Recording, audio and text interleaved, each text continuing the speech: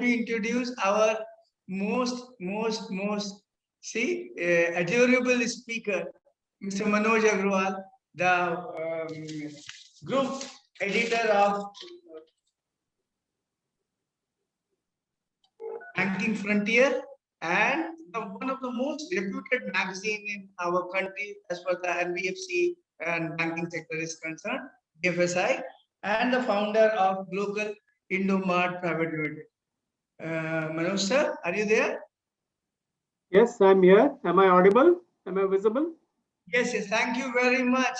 Actually, you told that you want to listen entire webinar, and I have given you that chance.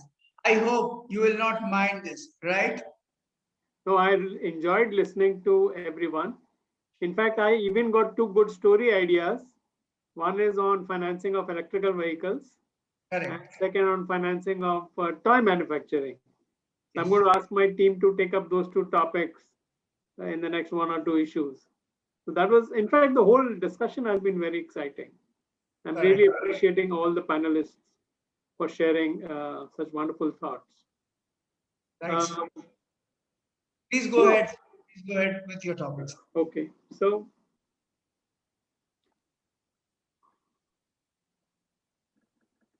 it's a fantastic experience listening to such a wide variety of topics. And I'm going to try and add one more variety into this topic. Everyone is talking of technology nowadays. The technology has become the flavor of the season.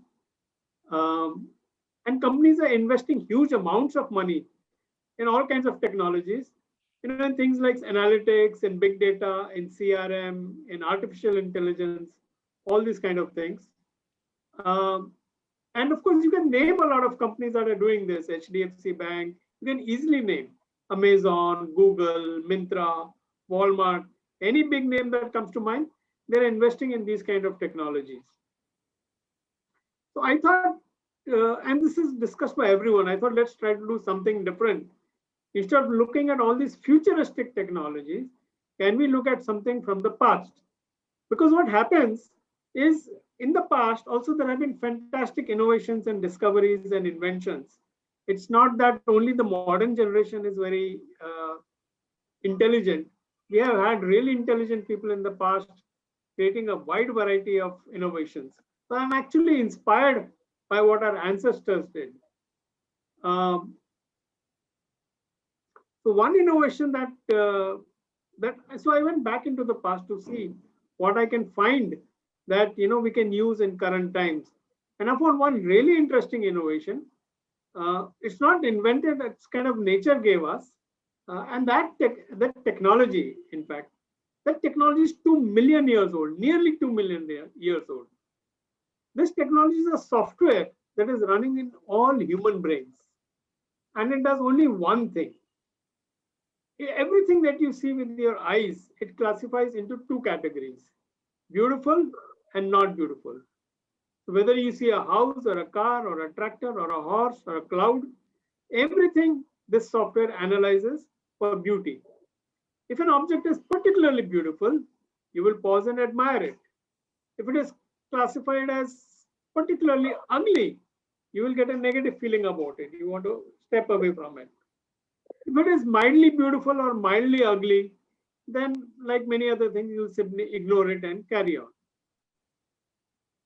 Now, this software running in our brain, in everyone's brain, has a bigger impact than almost any other software that you use today, such as WhatsApp or Zoom or Google search or whatever else. And there are three reasons for that. Reason number one is that this software runs in every human being's brain. Reason number two, this software is running all the time that you're awake. Reason number three, this software analyzes everything that you see. As an entrepreneur, you can and you should apply this software into your business. Why? Because this software helps predict customer behavior, just like some kind of analytics or some kind of artificial intelligence software would do. So SMEs employ a lot of technical people to maximize production quality, to maximize efficiency. But how many people are employed? How many artists do SMEs employ so that they can create more beautiful products, so that the products are more appealing? Sometimes you don't really have to go far and wide to find an artist. There might be someone in your own family or someone in your own inner circle who has that kind of artistic talent which you can use in your business. So I'm not saying that you should stick to your existing business. I'm saying really think wide as an entrepreneur. I've seen entrepreneurs in smaller countries like Israel and Ireland really think fantastically. Even the latest flying car was not developed in Japan or Germany or America. It emerged in Czechoslovakia, a really small country. So we, as Indians, we really need to think and be inspired and be innovative, like the people, like the entrepreneurs in some of these smaller countries, rather than the larger countries. We are a large country, no doubt, but maybe we are looking at the inspiration in the wrong place. So my topic is 7 wonders of the new economy. And the first wonder is this, that you have a fantastic software running in your brain. That software is nearly 2 million years old and really helps you engage deeper and better with customers and helps you kind of predict what the customer behavior is. Fortunately, this is like an open source software. It's completely free. You don't have to pay lakhs or millions of crores of rupees to use the software that is running in your brain. Now, there are 2 versions of this software. The less powerful version runs in the men's brains. The more powerful version of this software runs in women's brains. So that is one reason why women are exerting an increasing influence on commerce, and companies that target women as customers or as influencers are becoming increasingly successful. So my second wonder of the new economy that I'm talking about is that if you wish to use the more powerful version of the software, then please tap into the minds of women in your office, at home, or anywhere in your circle. On to the third wonder of the economy. So earlier we used to use different tools to manipulate different things. So wood had one set of tools, glass had one set of tools, metals had another set of tools, and so on. Now there is one tool that is common to almost everything, and that tool is a computer, which you can use to create a digital version of a beautiful cycle or a beautiful suitcase or a clock or a table fan or whatever that you wish to create. You can even connect a 3D printer to quickly, easily, and cheaply make a model showcase. Of course, manufacturing is a complicated process, but there are lots of manufacturers, specialists to whom you can outsource to or with whom you can partner. So instead of thinking in terms of different art tools, for example, pen, brush, hammer, knife, scissors, needle, etc., you can just think in terms of a computer and suitable softwares, and you can design anything. So using that beauty software that is running in your brain and using the computer as a tool, you as an entrepreneur can be much more successful in moving ahead, because everyone is becoming beauty conscious. Whatever we buy, whether it's clothes, whether it is shoes, whether it is cars, whether it is houses, beauty is becoming increasingly important as a factor in making any purchase by the retail customer, at least. By a business customer, it will be different, but for a retail customer, beauty does matter.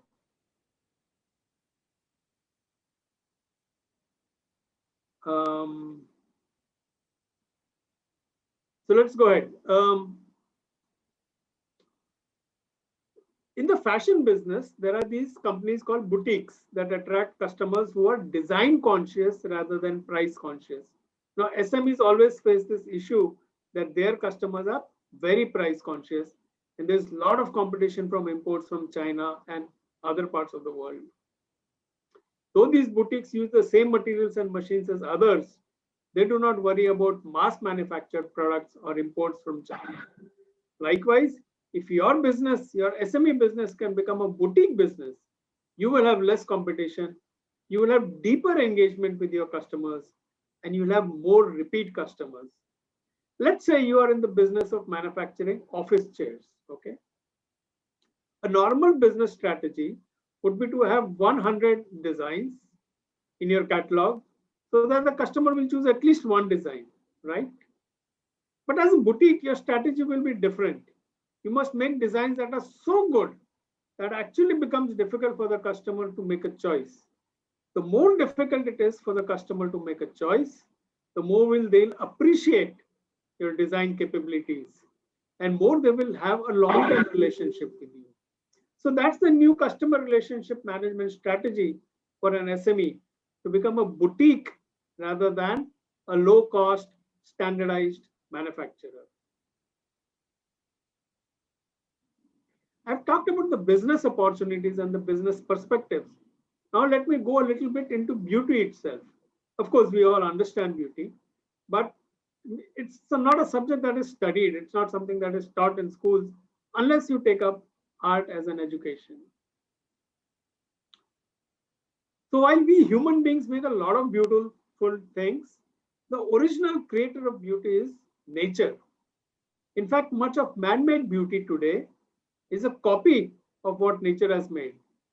If you remember the Volkswagen Beetle car, it was a copy of the beetle insect. The Lotus Temple in Delhi, if you have seen it, was inspired by the lotus flower that nature makes. The ancient pyramids in Egypt were inspired by mountains. Mahindra's very, very popular XUV 500 vehicle was inspired by cheetah, the fastest land animal on earth. So there are so many beautiful things in nature to inspire you. There's the moon, there are sea waves, there are waterfalls, birds, fishes, eyes, hair, and so on. The list is endless. So you really don't have to hire expensive talent. You can actually be inspired by nature to create very beautiful designs, products that will appeal to customers. So that is one aspect of beauty. It comes from nature.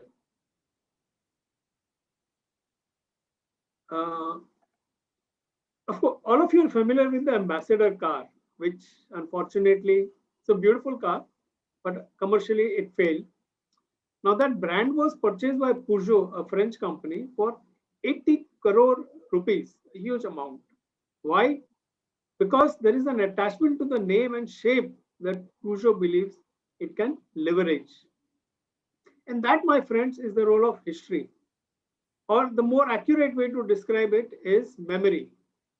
Whatever remains in memory for a long period of time and generates pleasant feelings for us becomes associated with beauty. We call it beautiful. Okay. And the more beautiful it is, the more desirable it becomes. So a very large number of designs use a lot of vintage jewelry and vintage furniture and all that. Why is that? It is simply tapping into the memory effect of beauty. So that is the second part of this definition of or description of beauty that I can explain to you. To go further,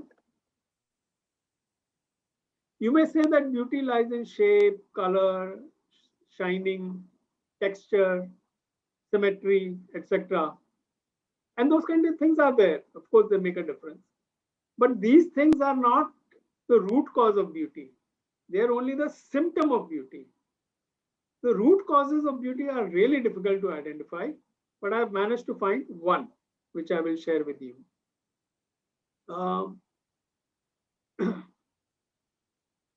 Let's take Taj Mahal, an emblem of beauty. It was extremely difficult to make. Had Taj Mahal been made in 1 year by, let's say, a set of 20 laborers, would it have been as beautiful? The Sydney Opera House is beautiful. The Howrah Bridge is beautiful. A Banarasi sari is beautiful. Pakiza movie is beautiful. All these beautiful objects took a huge amount of time and effort to make. So that's my third definition of beauty. Anything that is extremely difficult to make or extremely takes a lot of effort, that is something that the human mind, the human brain considers as beautiful.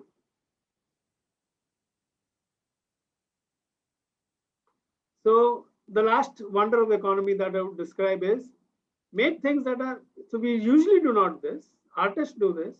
Most businessmen, most scientists, most engineers do not make an effort to go out anything that is particularly beautiful. But if you do that, you will create something uncommon, you will create something that is desirable, and then that can help you grow your business. I put it this way to put some back of the envelope calculations. If 1 million SMEs in the country start using this, focusing on beauty, and let's say each one generates 1 crore of additional revenue every year, then this whole thing will generate about 10 trillion rupees every year. And that's a big amount of money. Also, our exports would go up. I think our speaker from Atal Mission mentioned about that. Our imports perhaps would come down. We would not have to import so many toys and other things from, we can make it ourselves. For example, what Bali, they're doing in Bali. So beauty is such a powerful tool to sell that it can actually increase our production and sales and exports and all that, creating wealth and prosperity for so many people in the country. And beauty, like I said initially, you don't have to buy that software and pay a big price. It's available freely. So let's use as much of this technology that is there already in our brain and use it effectively. And particularly for my SME friends, beauty is something that you can use as a competitive advantage to anyone who is in mass manufacturing. Beauty is only one thing that the brain has. There are 10 other things that the brain can use, but I thought let's stick to one thing, one technology that is running in the brain, and let our audience understand that, let the SME sector understand that and exploit it and use it to leverage their business, use it to empower their business. There are many more technologies, but let's start with the easiest one, which I think is beauty. So those are my thoughts in this session. Thank you, Amit ji. Thank you very much. Thank you very much, sir. Really great insight. And we are always looking forward to collaborating for such a good session like this. Thank you very much. Now I am concluding this webinar, this live session. Thank you very much to all speakers, participation, everyone who contribute their effort to make it success. Thank you very much. Signing off, Amit Moon. God bless you all. Happy Guru Purnima. Thank you.